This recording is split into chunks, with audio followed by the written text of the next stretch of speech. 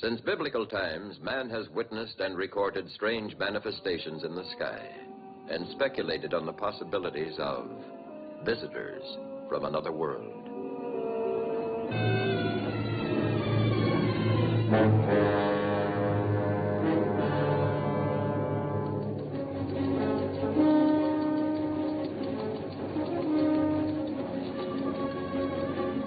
Today, from the skies of California, the fields of Kansas, the rice paddies of the Orient, the air lanes of the world, come persistent reports of UFOs, unidentified flying objects which we have come to know as flying saucers.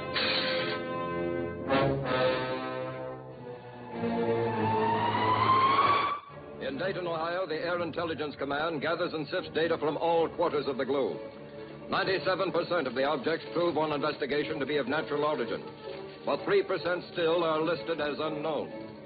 The Air Force is aware of the widely held belief that some of these could be flying saucers from another planet. While there is nothing conclusive in the evidence, the probing and digesting of information about UFOs continues unceasingly. As a result, headquarters of the Hemispheric Defense Command in Colorado Springs issued an order. All military installations are to fire on sight at any flying objects not identifiable. But even as they did so, the military wondered whether their scientific know-how and their best weapons would be effective in any battle of the Earth versus the flying saucers.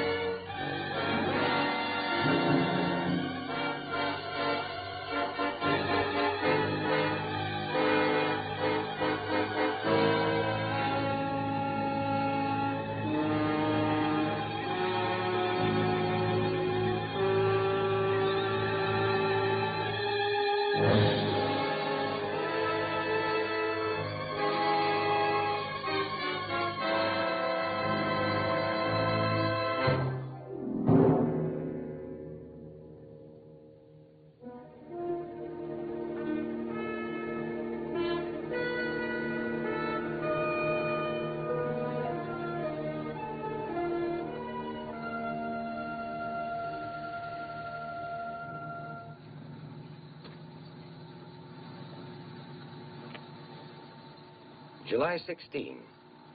To Internal Security Commission, Ray Skyhook. Summary and progress report from Project Director Dr. Russell A. Marvin. And Mrs. Dr. Russell A. Marvin, without whose inspiration and untiring criticism, this report could never have been written. Married 2 hours, and already she's claiming community property.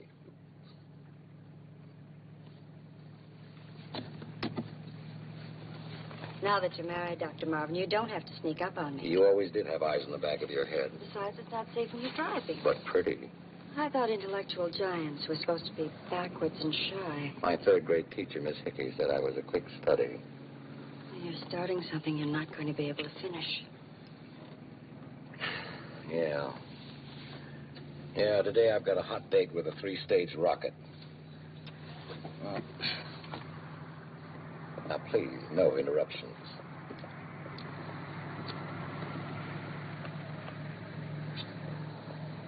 Because of recent scientific advances, it is now possible to realize an ancient dream, the exploration of outer space. To prepare for this great stride forward, we are assembling data on conditions at atmospheric levels beyond those hitherto explored. To collect the necessary data, unmanned automatic observation posts are being sent up in multiple-stage rockets to a distance hundreds of miles above the Earth's surface.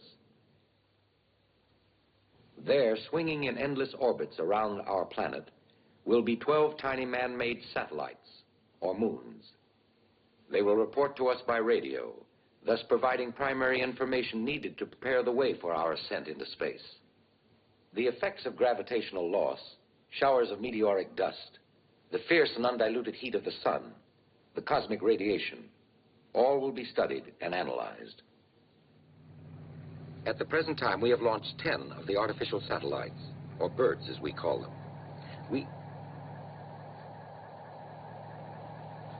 Do you hear something? Hear what?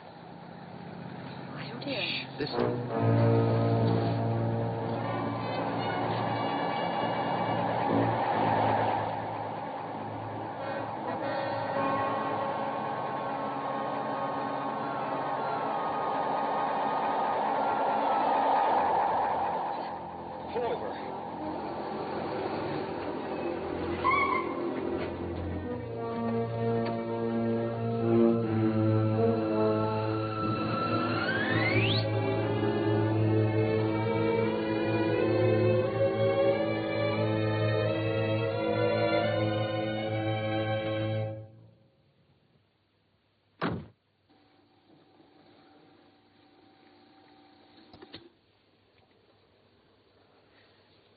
Russ, it was a saucer. A flying saucer? Well, we saw what appeared to be a flying saucer. That's all we can say. We saw it. We heard it, both of us.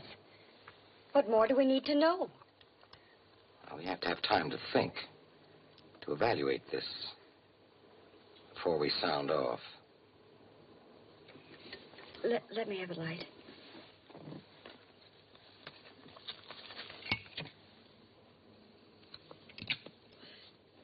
Of course, it wasn't a saucer at all. I had to shake like this all the time.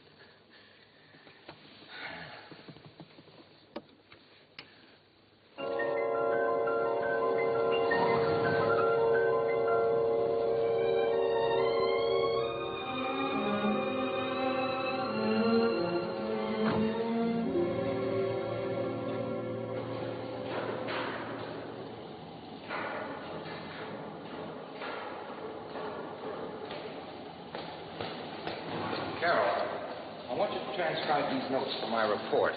Yes, boss. But there's one little thing first. Now that you're married, Dr. Marlowe, the first thing you've got to learn is no more passes as the secretary during business hours. All right. Or birds, as we call them.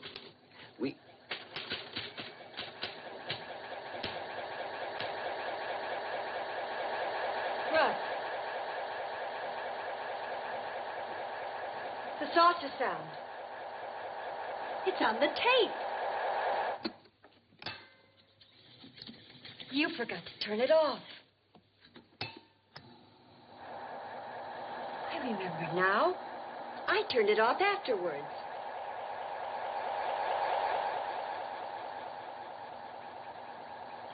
Well, that's one piece of concrete evidence. Rocket number 11 will be launched in 20 minutes.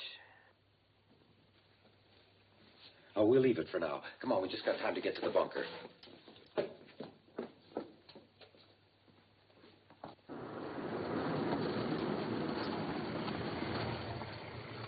General Hanley reporting to Project Skyhook. Now, make it fast, will you? I'm in a hurry. Nobody allowed in, sir. There's a rocket taking off now. That's what I want to stop. Let me speak to Dr. Russell Marvin.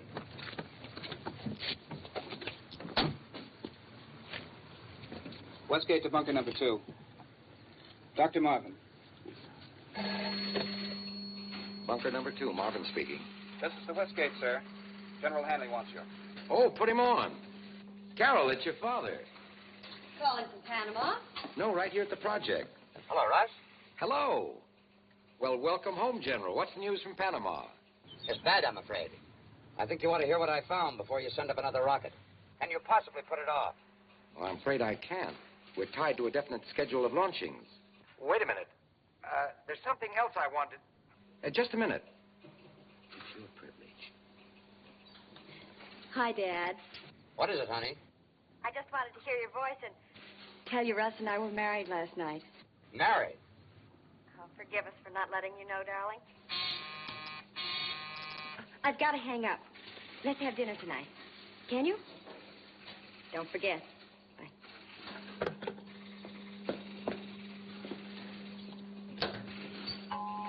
$14, $13, $12, $11, $10, $9, $8, $7, $6, $5, $4, $3, $2, $1.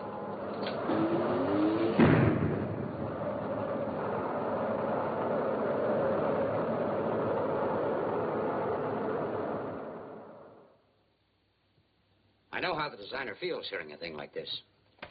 But Project Skyhook hasn't worked out the way the Defense Department hoped. Tell me, how many birds have you sent up so far? 11, counting today's. And how many are you in contact with right now? Just one, today's. I admit we haven't been able to track them visually so far, but we'll correct that. Don't be too sure of that. Well, we can certainly tune them in if they're up there. What I'm trying to tell you is that they're no longer up there. That wasn't a meteorite that fell on Panama. It was the burned remains of number 7. I made sure of that myself. What? And intelligence has reports now which convince us that 1 and 3 fell over Africa, number 5 around the North Pole, and 9 and 10 along the Andes. The rest can be presumed to have been lost someplace at sea. What happens to them? Apparently, they blow up in outer space. Why? There's nothing explosive in them. You can take it from me. When a rocket's blasted off, it should circle the Earth for a long time. That is, unless... What? Dad? Unless what? Unless something shoots them down as fast as we set them up there. Why, no gun in the world can shoot that high. No. No, of course not. Bring spoons for your coffee.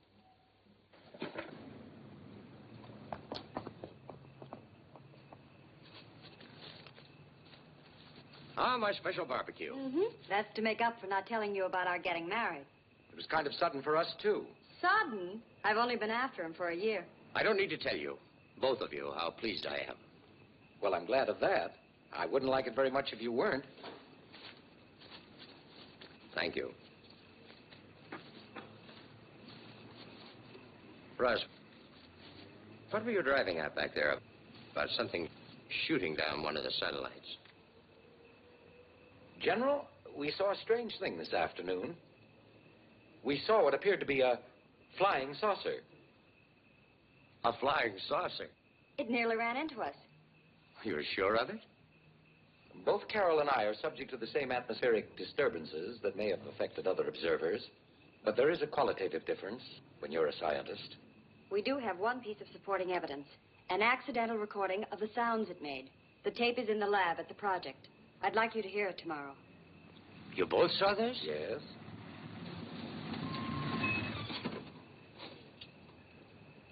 Excuse me.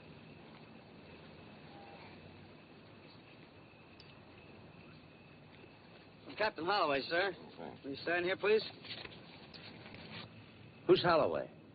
He's on monitor duty this evening.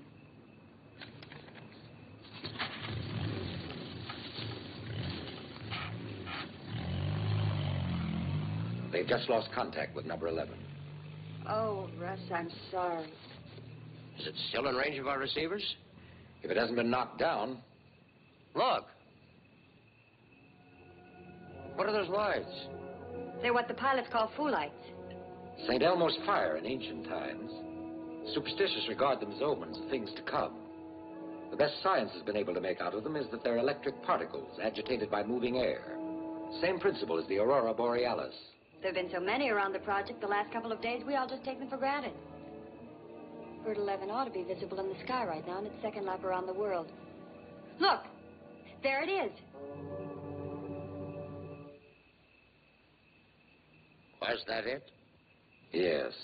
Well, surely you're not going to send up number 12 tomorrow after this. I have to. Why? With the television pickup cameras and microphone, I should have done it before. This time I'm going to know what's happening up there and know the reason why. Come on, let's finish our dinner.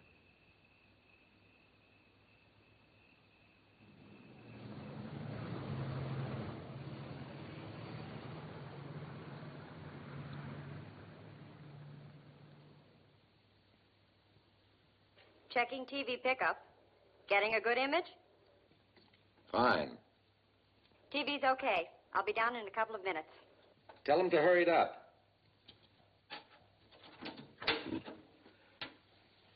Say, do you notice anything different since you were here last?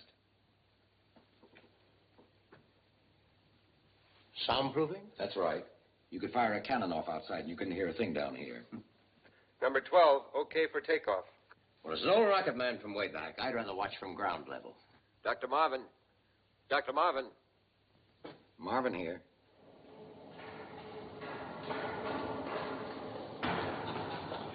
You getting ready for a siege?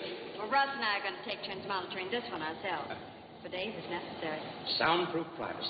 And the last word in scientific solitude. Happy honeymoon, darling. Thanks, Dad.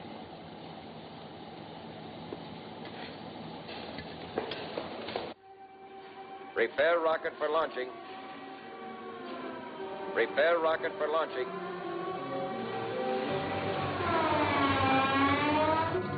Rocket number 12 will be launched in 5 minutes.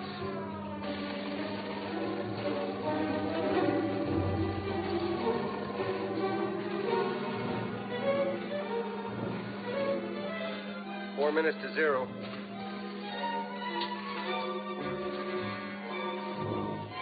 Check. Take it up at 0, Major Kimberly. Okay.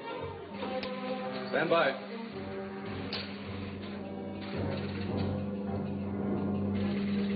Observation Tower A, come in. Evans, radar to Tower A.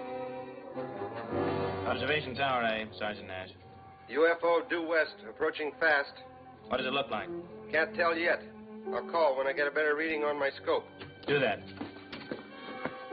As you were, Sergeant. Unidentified flying object reported due west, sir. Probably a buzzer. Sergeant Nash, Observation Tower A. What? Forget it, Walters. This is no time for gags. It's 2 minutes to 0. Sentry at West Gate has spotted a flying saucer, sir. Evans, radar to Tower A. Tower A, Nash. I get a better reading on my scope, Sergeant. That UFO is over the west sentry post. Does it look like a flying saucer, Evans? Yes, it does.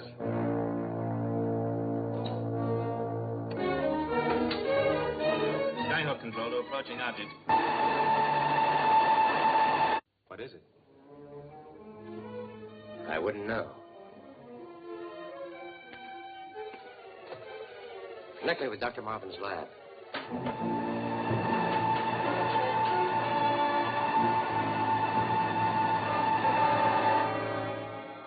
Line's dead.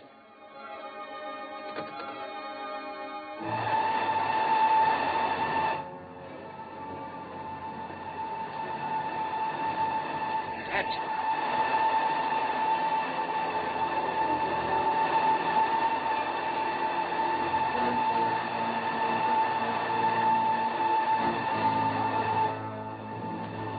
Land.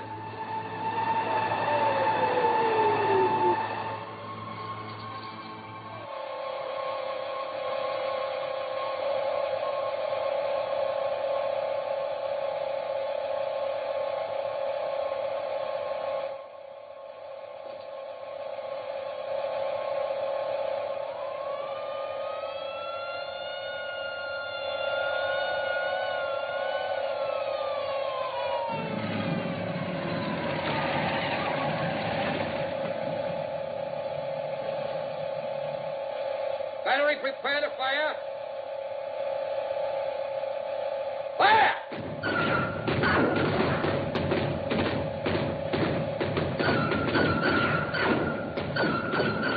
They set up an electronic screen.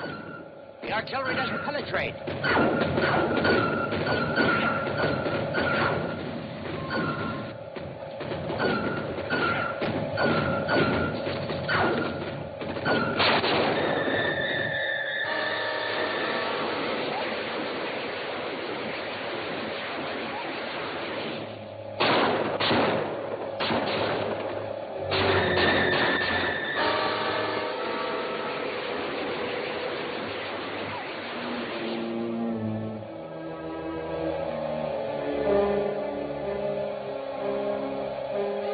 Lines are out. Abandon all firing positions.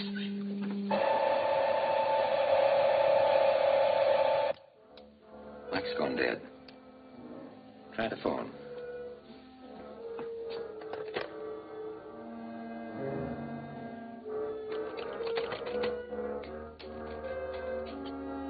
The operator doesn't answer. Look.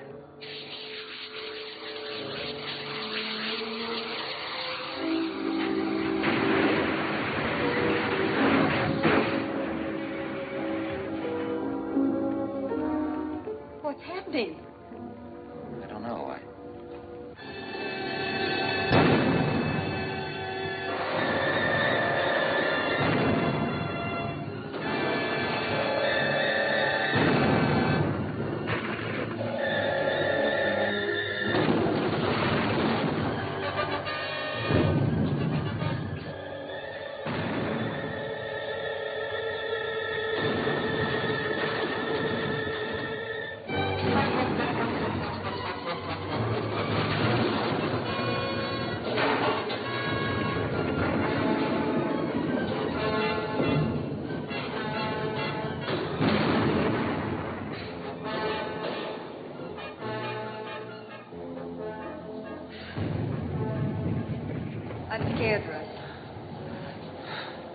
They'll dig us out.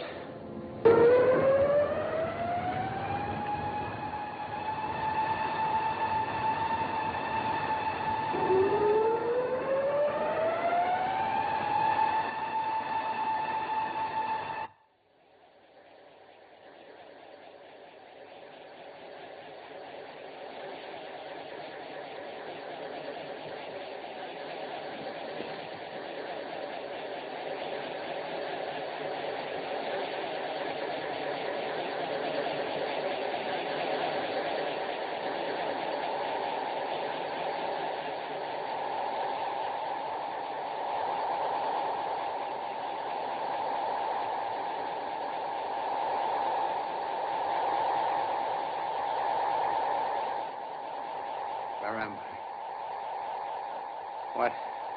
We are speaking to you through the translating device above your head.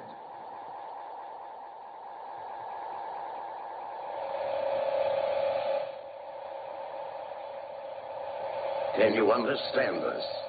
Yes. And I hope you can understand me. Whoever you are, whatever you are, you'll regret what you did at the project. Perhaps you can explain why, after contacting Dr. Marvin, we were met with violence. You've contacted Dr. Marvin? We spoke to him. All he heard was meaningless sounds. The same kind of sounds I just heard. We had hoped a sufficient adjustment for the time differential between us would have been made. I don't understand. Evidently, you do not realize you are in an interstellar conveyance. You are already outside the atmosphere of your own planet. As a prisoner, all I am required to tell you is that I am General John Hanley of the United States Army.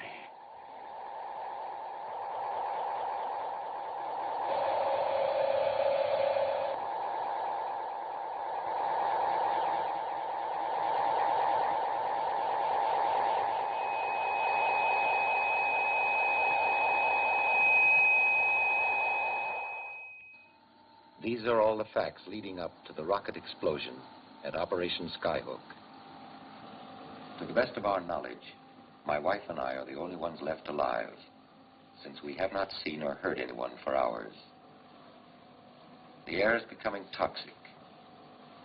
In the event of our death, this report, together with the recording of the saucer sounds on this tape, constitute all the data we have. The batteries are failing. The recorder's not running up to speed. This is Dr. Russell A. Marvin.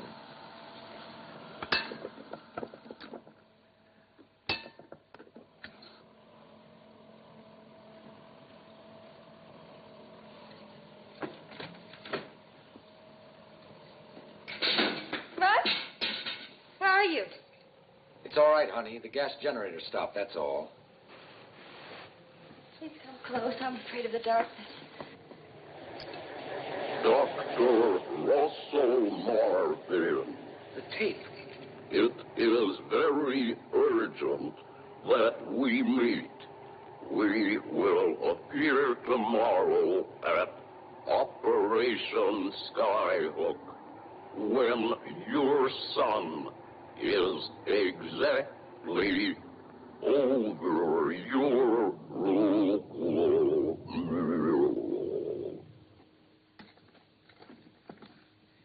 That's the sound of the saucer we heard on the tape. The message was sent at an accelerated speed, so it just sounded like gibberish to us. When the batteries died, the tape slowed down, and the voice became clear. If I'd only figured it out before, maybe we wouldn't have been trapped down here.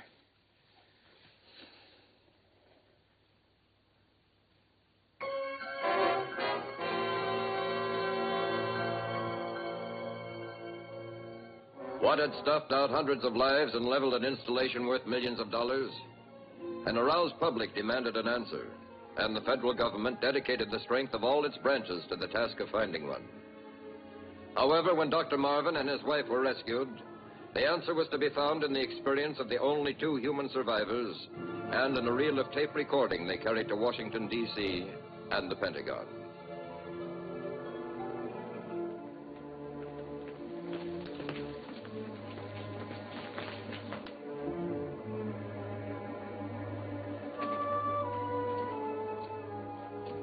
Operation Skyhook. There can't be any doubt about what it means. A landing at the project was proposed on the day of the disaster.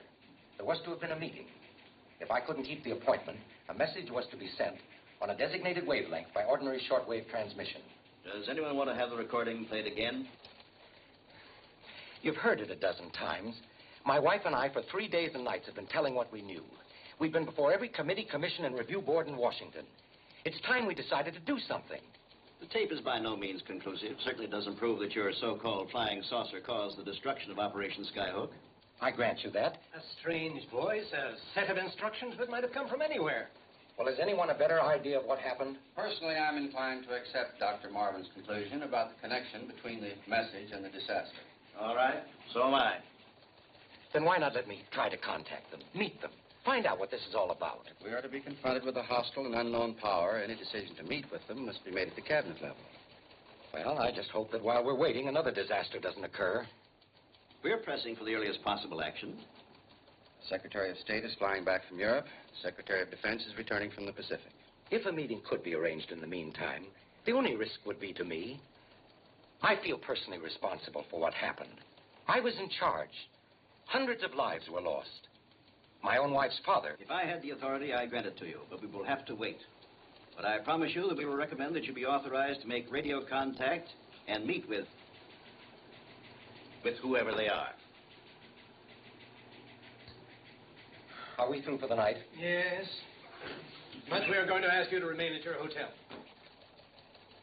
You mean I'm under detention? May be needed at any time. Major Hudlin is assigned as your liaison. Good night. Good night. Dr. Marvin, I don't like this watchdog routine any better than you do.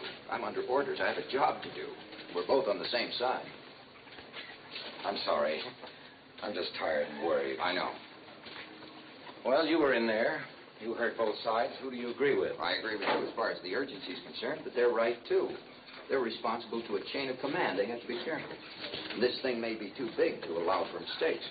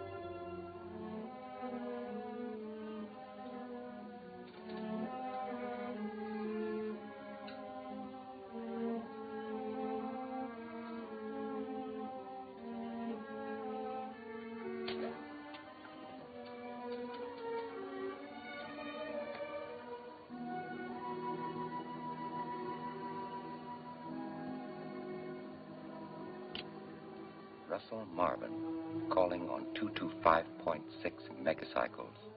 Over.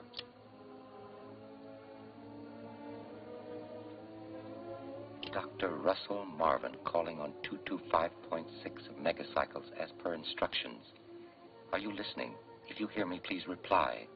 I am tuned in on the same wavelength. Over. We hear you, Dr. Marvin, and we understand you. Do you understand us? Yes. Who are you?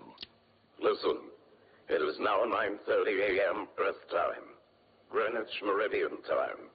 We will be waiting at exactly 11 a.m. at the shore of the Chesapeake Bay where the North Beach Road reaches the sea. Do not raise an alarm, and keep this appointment. Listen to me. I can't keep the appointment. I'm under orders. I'll be able to meet you in a few days. Do you hear me? Over. Russ? Hello, hello. Dr. Russell Marvin calling on 225.6 megacycles. Do you hear me? Please come in. Over. 11 o'clock Greenwich time. That would be 6 o'clock here. If I can just make it. You're not going. I heard you say you're under orders. I didn't arrange this meeting. I just asked them to wait. Who ordered that radio? I did today. I was hoping they'd give me the go-ahead and let me use it. You can't go. I've already lost Dad.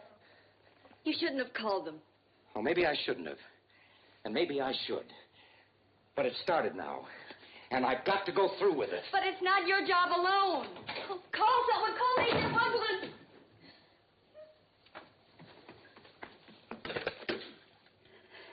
Room 312. Major Hugland, hurry, please.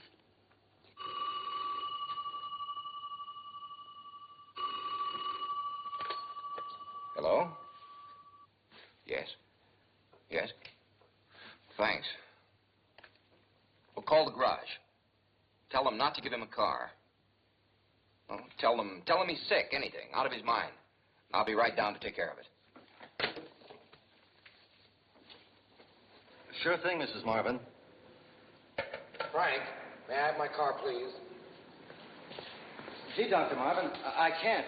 I was talking to your wife on the phone, and she said that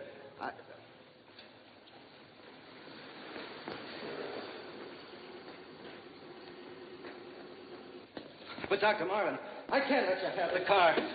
Get out of my way, Frank. Please, Dr. Marvin, I don't want to lose my job.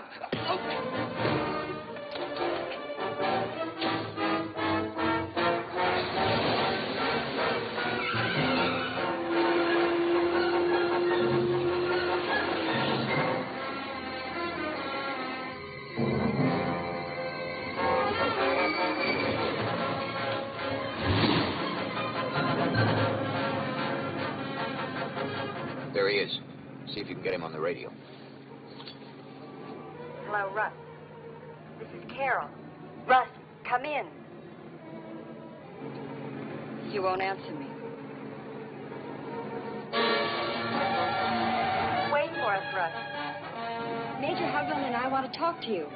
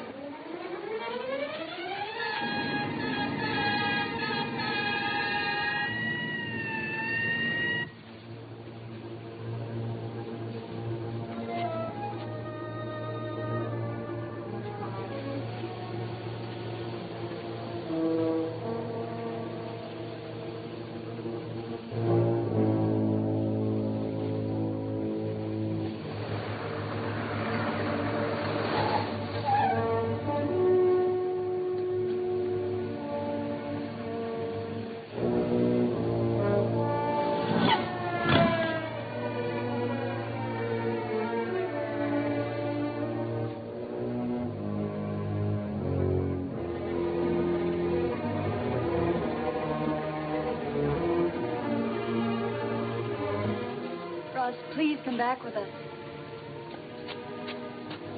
I'm sorry, but I have to do my job. Let's go back. Please come in. Come on, let's get out of here. No, wait. With your friends, Dr. Marvin.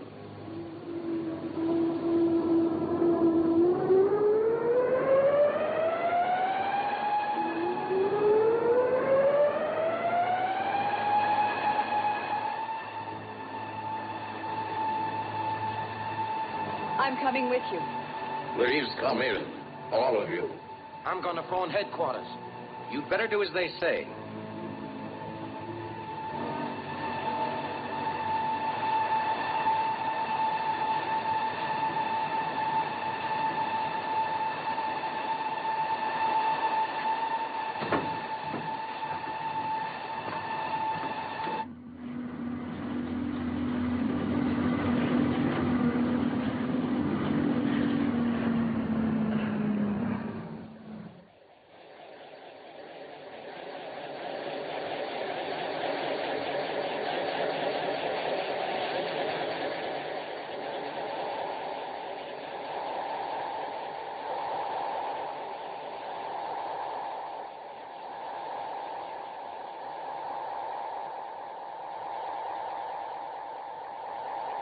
must be thousands of miles away from the Earth. And in a matter of seconds. You are many miles away from your planets, but not in a matter of seconds.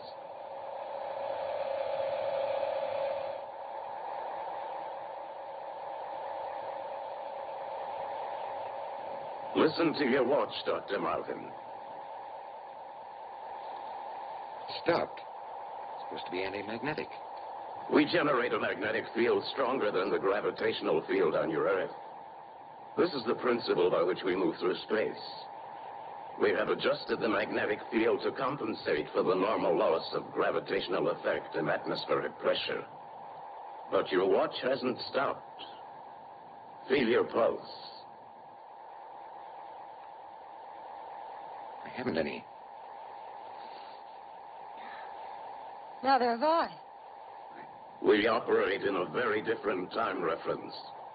You might say all this is happening between the ticks of your watch or the beats of your heart. And that's why we couldn't decipher your message till it was too late. It made it necessary for us to defend ourselves at Skyhook. Then you shot down our 11 rockets. Why?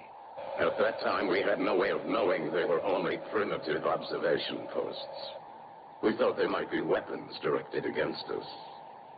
Who are you? Where are you from? Because of your leadership in exploring the field of outer space, we felt you could best understand that we are the survivors of a disintegrated solar system. At this moment, the remainder of our fleet is circling your globe.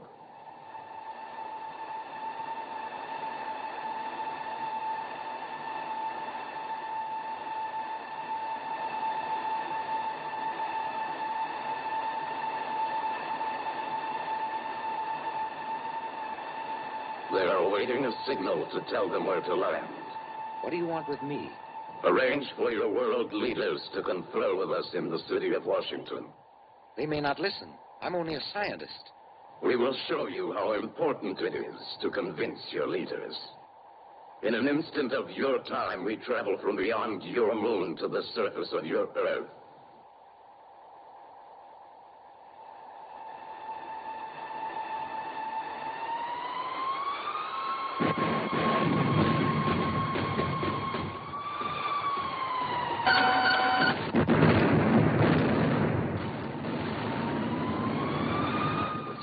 Men on that ship. Speed, maneuverability, and force. With a weapon like that, why don't you just land and take over? To do that would cause worldwide panic. Despite our power, the few of us would be busy indefinitely trying to suppress a large hostile population. In the end, we would be masters of a wrecked and hungry planet. What makes you think you'll conquer us without a fight? We felt it would be best to meet with you so fighting could be avoided. Such agreements have been made on Earth before. How do you know so much about us? We have the means of accumulating information. If you wish to convince yourself about our detailed knowledge, test us. Any question? What's the size of the armed forces of the United States? It is approximately 3.5 million men. Well, what team has won the most World Series? The New York Yankees. Who was the first president of the United States? Washington. I know that voice. Who are you? John Hanley. My father. What have you done to him? You have been addressing General Hanley's mind, not General Henley. Look behind you.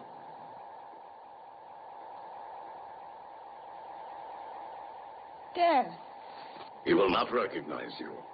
He has been subjected to a machine we call an infinitely indexed memory bank.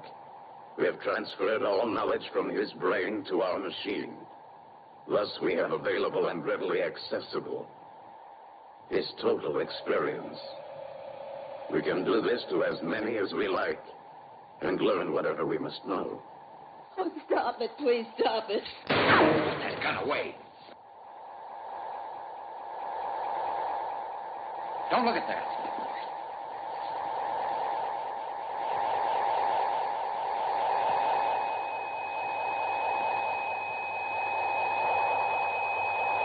This is the beginning of the process by which we read the brain for the infinitely indexed memory bank.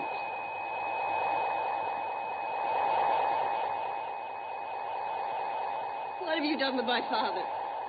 We will return him to you eventually. And the police officer, too. Will you arrange a conference for us? We will tell the authorities you want one. That's all we can do.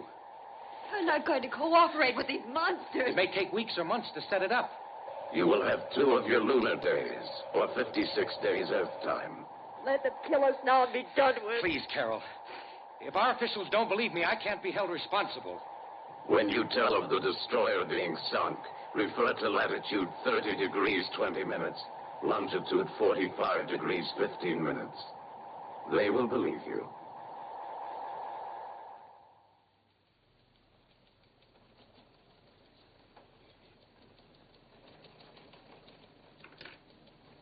Well, suppose Major Hugland, my wife, myself, were all hysterical, or hypnotized, or whatever you're thinking. That we never saw what these fiends did to General Hanley or the police officer. How do you explain the destroyer? There's word that the Atlantic Fleet has lost contact with a vessel in the area, but there's no confirmation of a sinking. However, we're continuing to check. You realize, of course, your contacting the saucer in the first place violated our instructions. This itself may have placed the safety of the entire country in jeopardy. Now that the damage is done, and assuming your story is verified, are you proposing that we meet with these creatures and yield to their demands? And why Washington? If they want to parley with the whole world, why do they choose the capital of the United States? They appear to be realists, and Washington is one of the centers of political power. What about our atomic and hydrogen weapons? Wouldn't they be effective against these saucers? I'd like to answer that question, sir, if I may. Our atomic weapons might be effective if we could deliver them. But to use nuclear power when they land would destroy our own cities. And then we don't know whether they are vulnerable or not. In answer to your question, Mr. Cassidy, I've learned a little about their mode of operation. And I've got an idea for a new kind of weapon. It's only a guess, of course. A new weapon in less than 56 days? I have an idea for an ultrasonic gun. With enough scientific and engineering help, we could construct a working model in a very short time. Maybe it'll work. If not, we'll know soon enough. And in the meantime, you'll be working on every other means of defense. We have no choice but to use every conceivable weapon if they land. Gentlemen, please. The destroyer Franklin Edison was sunk at latitude 30 degrees 20 minutes, longitude 45 degrees 15 minutes, at approximately 0600. We are expected at the White House in an hour for a policy decision that will probably involve not only our own country, but the entire world. Whatever the decisions, you may be certain that you'll be given every assistance in testing your theory. I suggest you start to work right away. Major Hugland will make arrangements for whatever facilities you may require. Thank you.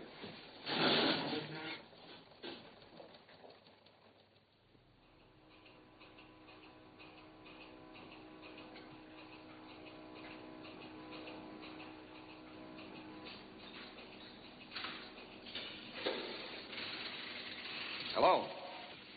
Hi. How's it going? Well, instead of turning electric impulses into ultra-high frequency sound, we nearly burned the place up about an hour ago. What? All right, let's try it out on the cement block.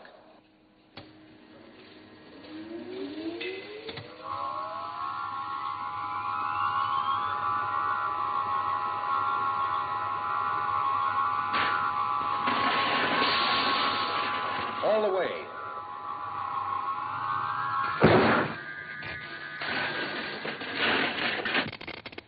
Well, there goes your generator. But it worked for us. It worked, didn't it? We know what hit Skyhook. What? Sound. Sound. Well, having 2 small boys around the house, I know that noise doesn't do a man much good, but burn him up, knock his house down? Well, the sound I had in mind was of a higher wave frequency than we've ever been able to produce. Then you mean we've got the weapon? No, I'm afraid not.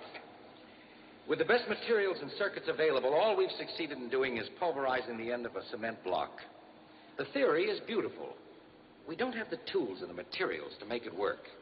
Maybe in 10 years, 5, even 2. How many days left? 27. Russ, remember that report from Dr. Patek in New Delhi? He suggested a different approach. Instead of attempting to duplicate the ultrasonic devices of our visitors, we try to interrupt their magnetic field By projecting a highly intermittent induced electrical field. Now, suppose we take this Of one... course.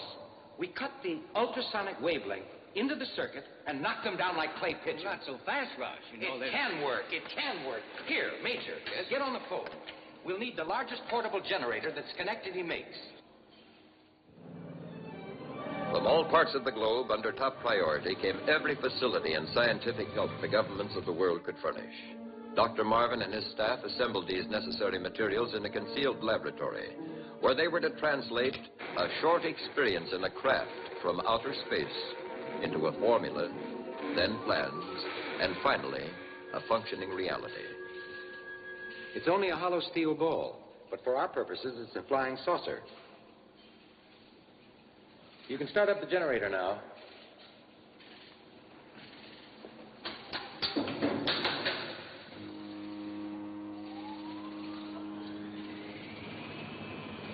The magnet does that, doesn't it? The magnetic attraction above is enough to counteract the pull of gravity from below.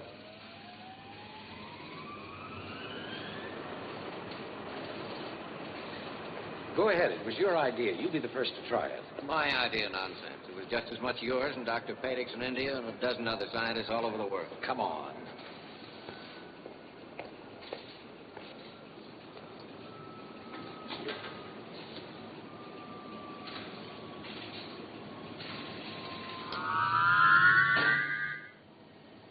It works. It works fine. Russ, look.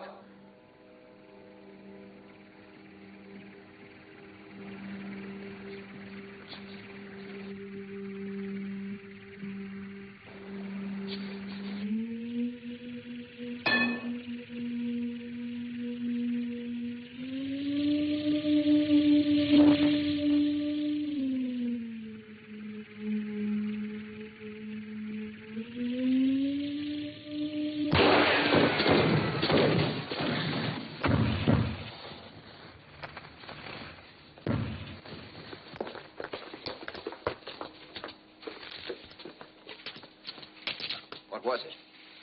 It's the same kind of thing that's watched us since the beginning of the project. Watched who? Russ and all the developments of the rocket program. I always thought it was St. Elmo's fire. I'll have to change my mind about that. Well, whatever it was, the saucer sent it down to find out what we're doing. We have television. They may have some totally different device that serves the same purpose. We better get to Washington before they decide to drop in on us. Major, give Cutting a hand and load that gun on the generator truck. Right. Never mind the files, Professor. I'll take the diagrams. We ought to be in Washington in about an hour. I hope they haven't spotted us. Let's pull away from the lab. Come on.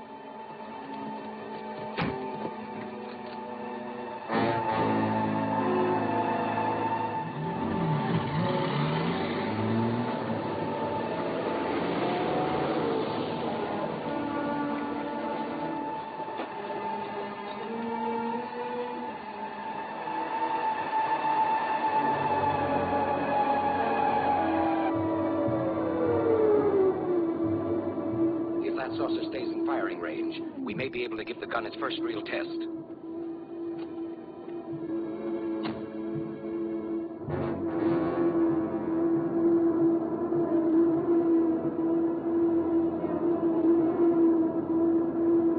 Saucer landing near Belmont Lab. Major Hugland calling for aerial protection. Over.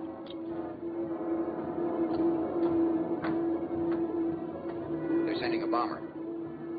We ought to go on with those diagrams as quickly as we can. I'll get them from Russ. I'll go with you. Fire up the generator. We're going to see if this gun really works.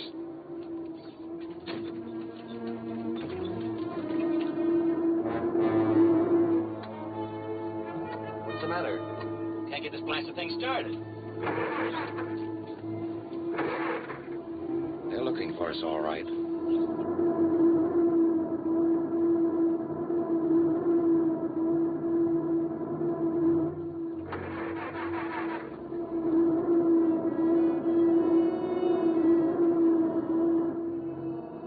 Getting you and the plans to Washington is more important than anything else.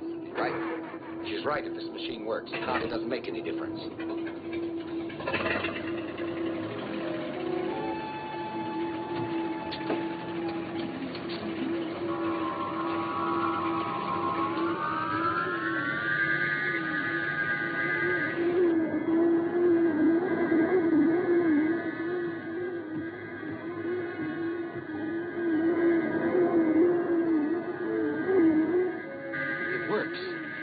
just had a little more power.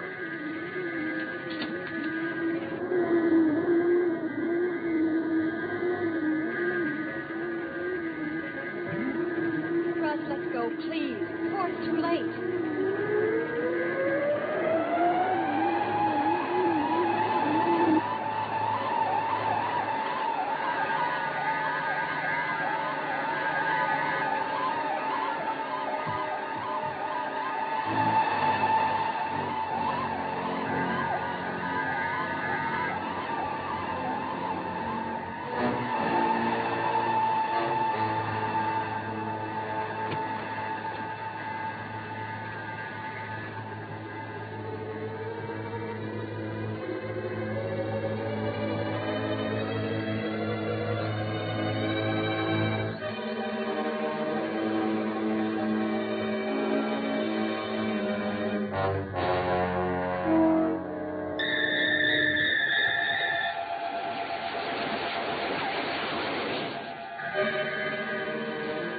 Keep the gun circling overhead and the saucer will stay away.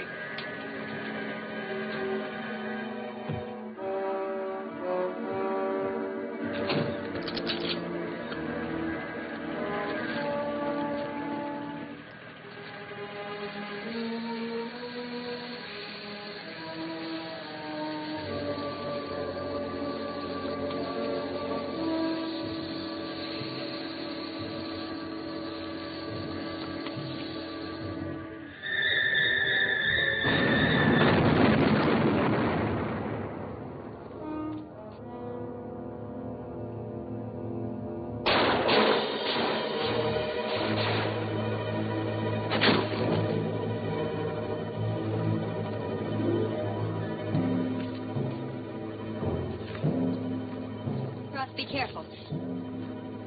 I think it's dead.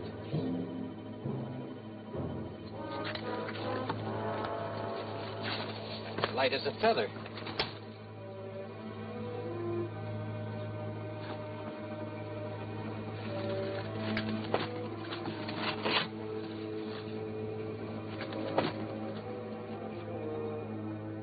Humanoid and ancient.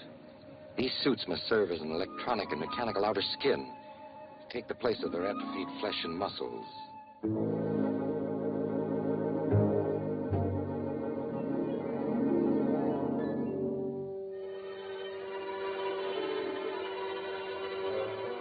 I must get this to a lab.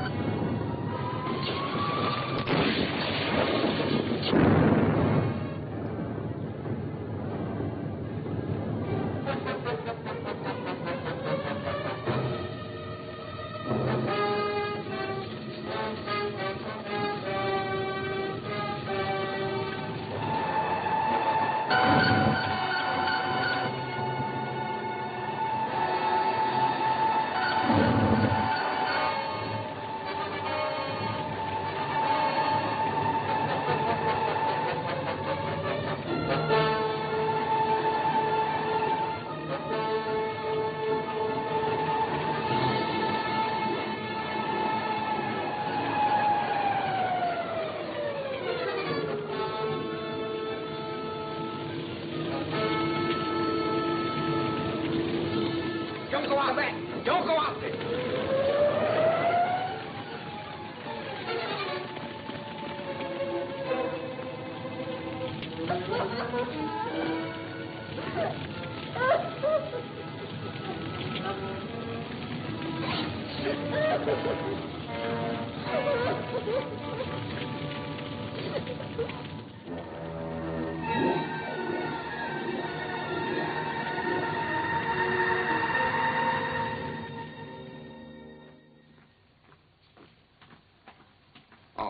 Here are Dr. and Mrs. Marvin now. Carol, Russ, we've been waiting for you. Thanks. This is Dr. Alberts. How do you do? You know General Edmonds, Yes, Admiral of course. Enright. Certainly. And Mrs. Marvin is General Hanley's daughter. Mrs. Marvin? Your father's death was a great loss to all of us. Thank you. Well, I see you've been busy. Oh, we've been doing a little work. Here, let me show you. It didn't take too long to break this thing down. These helmets have a language translating device in them. Mrs. Marvin, would you say something into the microphone?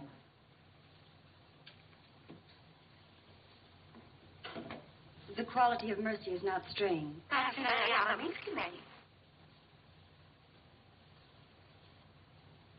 It droppeth as the gentle rain from heaven. Shakespeare wouldn't like it. Professor Albert said if we read the dictionary into the device, word by word, we'd have a translation of those words into their language. By translating their communications into our words, we were able to decode them. Professor Alberts requisitioned the electronic translator, which his university had developed, and the results, to say the least, have been startling. We've recorded a number of their messages on tape. One of the messages appears to be a plan of attack. The rest were operational routine. I'll show you how it works. Over here.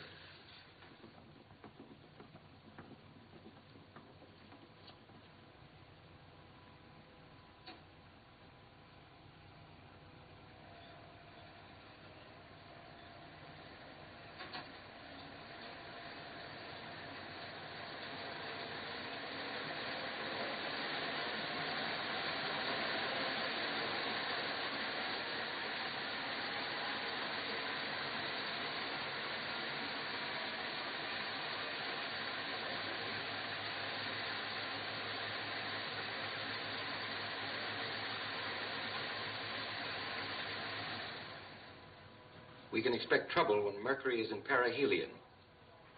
When will that be? It happens twice every 3 months. The information is too vague to be of any use to us. And the sun in Con Polaris? That implies an orbital relation between the star Polaris and the sun. We've never been able to figure it out. The blanks probably refer to their time computation. But these messages do involve the sun. Palomar and the other observatories are watching it around the clock. In the meantime, we have a newer and stronger version of our interference machine on the drawing boards at Aberdeen. Has there been any determination of the weapon's useful range? There's a weakness. Our instruments indicate that the potential effect drops off sharply after 1,500 yards. We'll have to hope that that's enough. Well, maybe we'll be ready for them when they come. Has anyone tried that helmet on? Yes, we have. I think you'd be interested. Try it. It weighs only a few grams. What's it made of? We don't know exactly. Solidified electricity is the fancy name given to it by the Bureau of Standards. It resists everything we used on it, including the most extreme temperatures.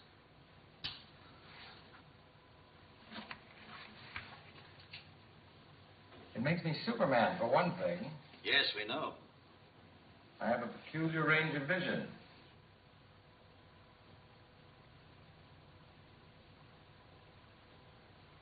I can also hear a young man just outside that window discussing a problem in advanced biology.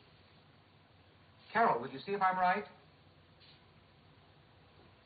So I took her home, and when I kissed her goodnight, she slapped my face. So I said, what's the idea? I just slapped yours when you ordered a $4 steak for dinner. You know, just as we need glasses and hearing aids, these people need electronic amplification of all their senses, especially sight and hearing. Does that suggest anything to you? They have their weaknesses. When will we be ready? We'll need at least a couple of weeks. People of Earth, attention. People of Earth, attention.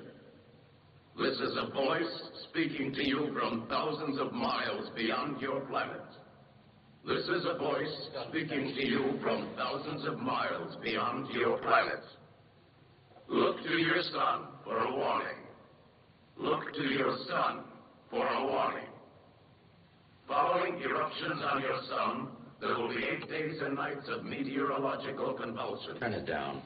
Soon thereafter, They're arrogant enough. Nothing their schedule in advance. They're coming down to take over. They made that clear to us in the saucer. They can move so fast and strike so hard, they ought to be able to sneak in and flatten us. They expect to terrify us with a display of power.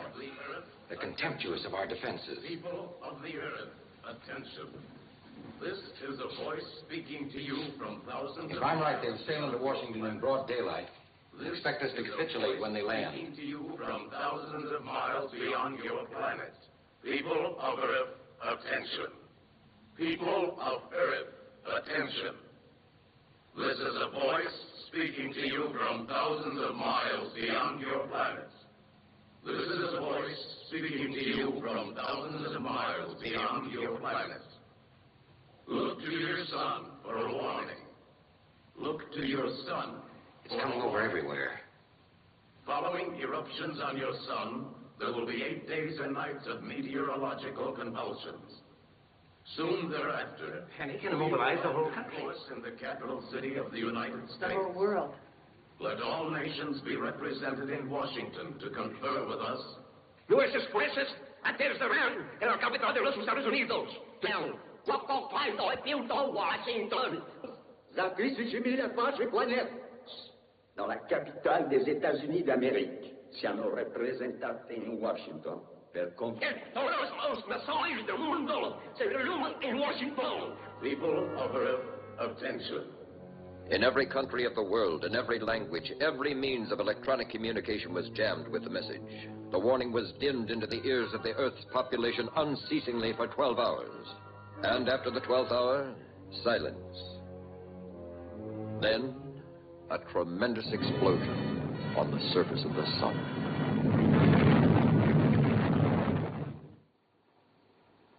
9 days. That must be what the missing words meant. I get the picture, thanks. If I need any more information, I'll call you back. Goodbye. That was the Bureau of Meteorology. As we know, sunspots have a direct effect upon our weather. We can expect heavy storms, tidal waves, hurricanes. When? Beginning now and continuing for 8 days. It's when we most need our communications and transport. We'll have to work under the worst possible conditions to prepare for an attack. What's the schedule, General? You're working on the installation of the interference units. Our plans for evacuating the city are already underway. Then it's been decided that we'll fight? When an armed and threatening power lands uninvited in our capital, we don't meet him with tea and cookies. There's a job of production expediting waiting for me. I don't believe further discussion will solve our problem. Before we break up, I'll remind you that we have 9 days left. One of those days is already half gone.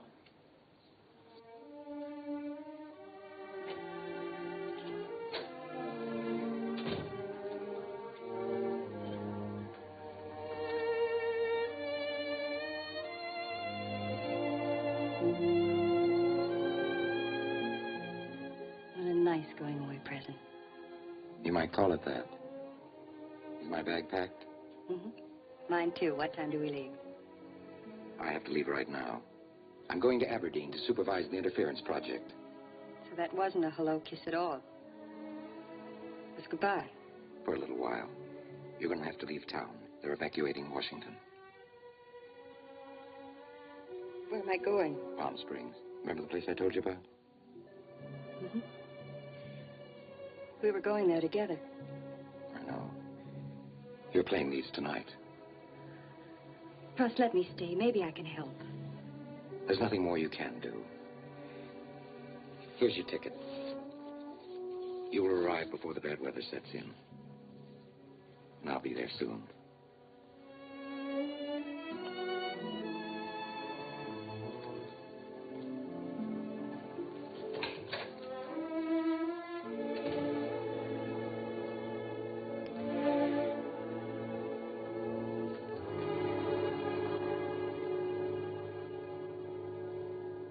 First of man's vital communications to suffer were the shipping lanes and airways. Then transport by rail and highway, ground to a halt. When the telephone and telegraph systems had failed and the radio networks were forced to bear the burden alone, they too succumbed to interference known to originate in an increasing disturbance in the sun. The world, crippled by these events, waited for the first sign of an invasion from outer space. Because of the atmospheric violence, it was not until the 9th day that an orderly evacuation of the city of Washington could be attempted. Although the authorities and the military worked miracles, when the 10th day dawned, more than 60% of the people of Washington were still in the metropolitan area. Take these at CIC. Yes, sir. Mrs. Marvin. Your husband told me you were in Palm Springs. The plane schedules were canceled before I could get away. Have you heard from Russ? There's been practically no communication with Aberdeen. Wires are down, radio jammed. But I'm expecting a courier any minute.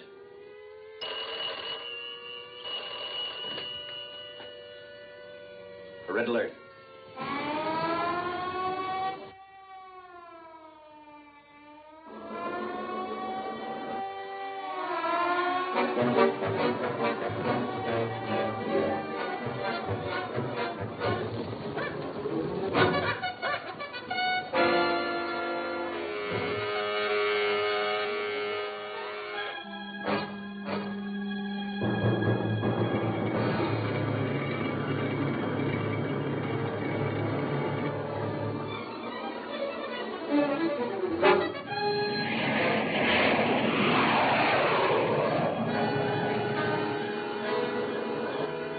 Saucer heading in low over the Atlantic, coming in fast.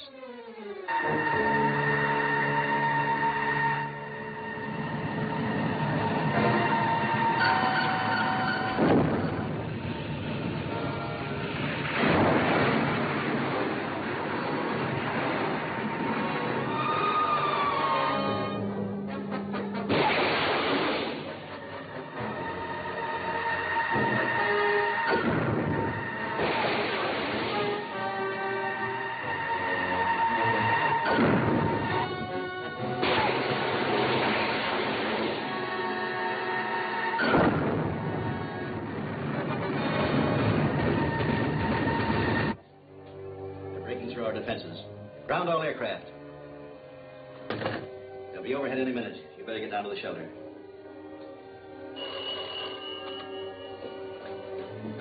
Wait a moment, Mrs. Marvin. Truck convoys from Aberdeen are taking up positions in the city. Your husband's section is nearing the Pentagon. Thanks.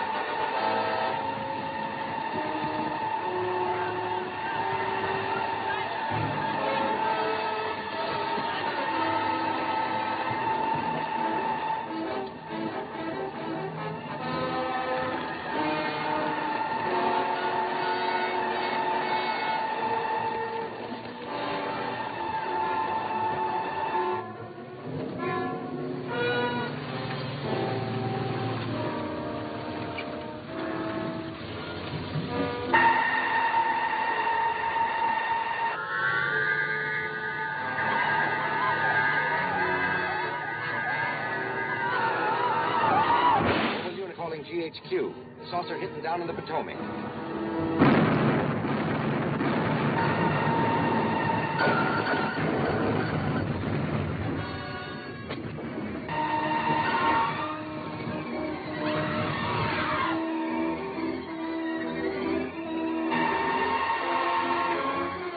Keep it in your field so it can't fire at us.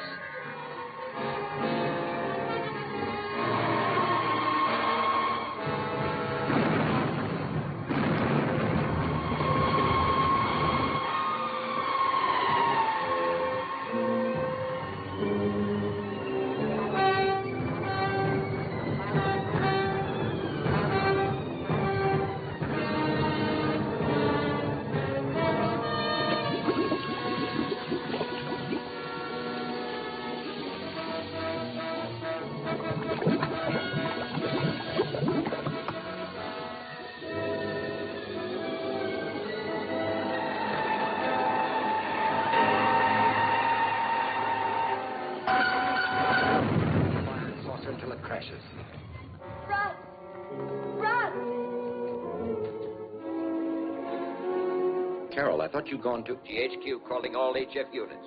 GHQ calling all HF units. Saucer hovering vicinity, White House and Capitol.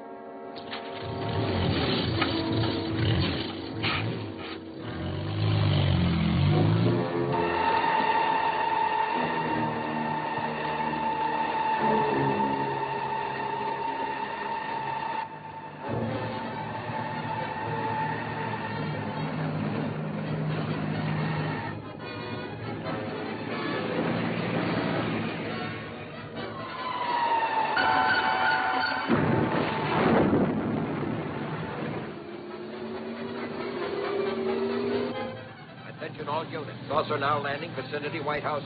Attention all units. Sounds like they're jamming us.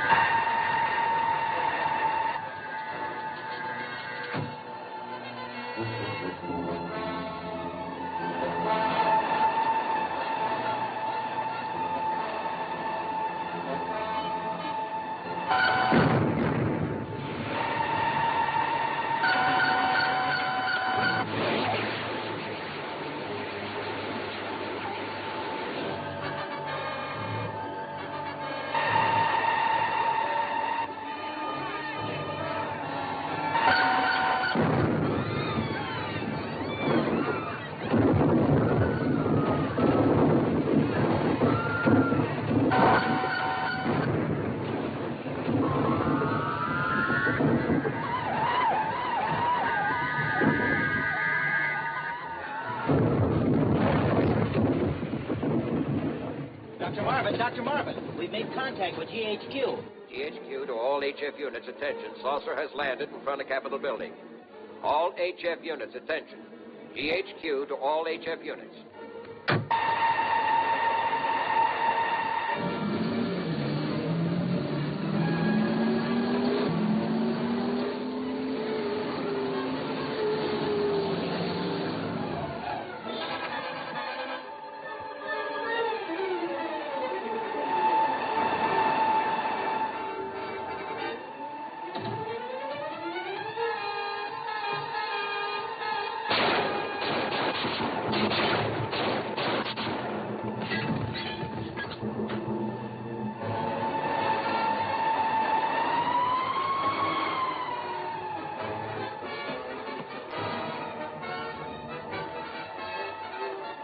firing at saucers.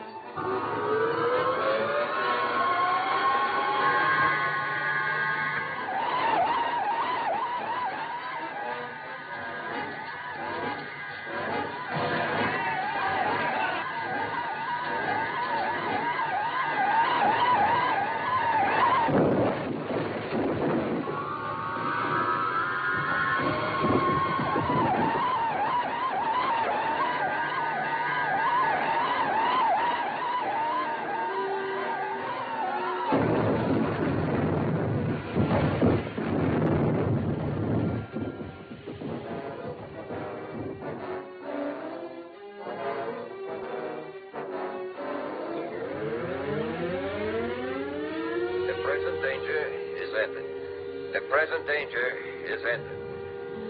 The present danger is ended.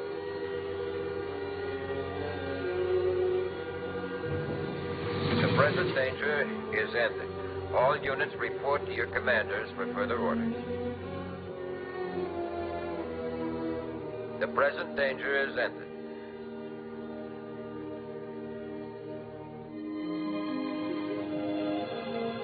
Don't wriggle. Here's what it says. The President has ordered Project Skyhook rebuilt, and the space exploration program continued under the direction of Dr. Russell A. Marvin. The United Nations Assembly voted unanimously today to award a gold medal to Dr. Marvin. And to Mrs. Marvin goes a gold medal from Dr. Marvin for her love, courage, devotion, etc., etc., etc.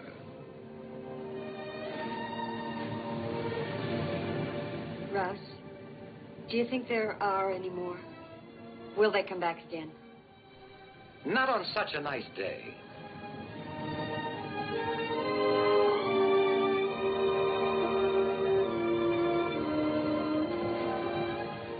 And not to such a nice world. I'm glad it's still here.